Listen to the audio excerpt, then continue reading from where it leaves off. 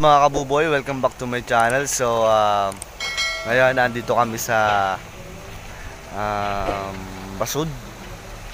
So, kung nakita nyo, yan. Madaming bato.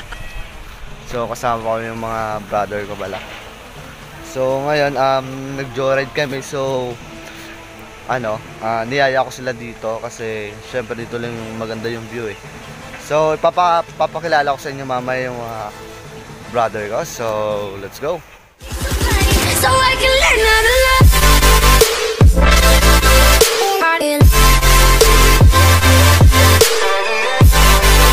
So, yun na nga mga kabuboy. So, andito na sila. Yung papakilala ko sa inyo si papashoutout na siya. Yung pangalan mo, bro? Hello, mga pala si Iyot Christian. Long live! Yeah, long live. From Kubo Chapter. So, kasama ko rin si Brad na Ronnie. I'm 6'9" alias Pogi. Kubo Chapter. Yeah, long live. So, kasama ko rin yung pinaka-pogi kong brother na si Justin Baber. Ako nga pala si Baber. Kevin Parker. Shoutout pala sa Cordobales family. Yeah. So, yun lamang at papakita ko mamaya pala yung video dito. So, let's go.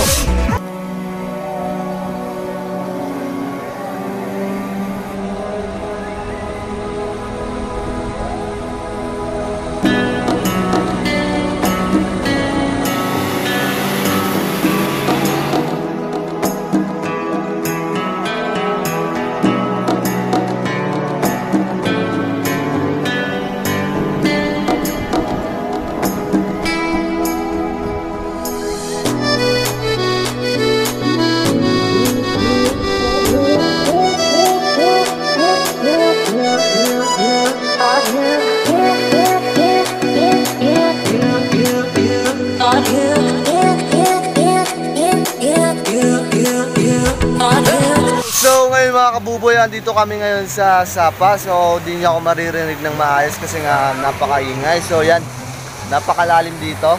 Yan yung dalawa kasama ko. Yan, malalim yan. So dati malalim yan mga kabuboy, kaso nga lang ngayon tinanggal nila. So syempre di namin alam kung sino tumanggal ng ano dito. So yan, paliguan namin yung dati. Nawala na yung ano niya, yung lalim kasi nga tinanggal. So yun nga yung mahirap kasi maliligo nga sana kami dito. So syempre wala kaming magagawa. So okay lang yan. Mga kabuboy, may importante pala ako sa inyong ipapakita. Syempre di mawawala dapat yun kasi syempre proud to be Pinoy and proud to be Bicolano. So syempre di mawawala yung view ng ating pinakamagandang boom! Yan, Mayon Volcano.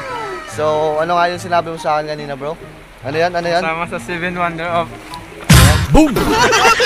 So, naiya siya. So, dapat, kung totoong Pinoy ka, talagang traveler ka, so syempre di mo wala yung pagpunta mo dito sa Mayon Volcano. So, ano yan?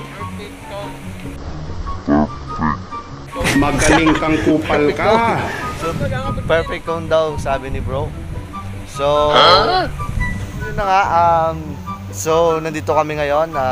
Nilalasap namin yung sariwang hangin. Siyempre, wala tayo ng Maynila. So, siyempre sa Maynila kasi dahil pollution.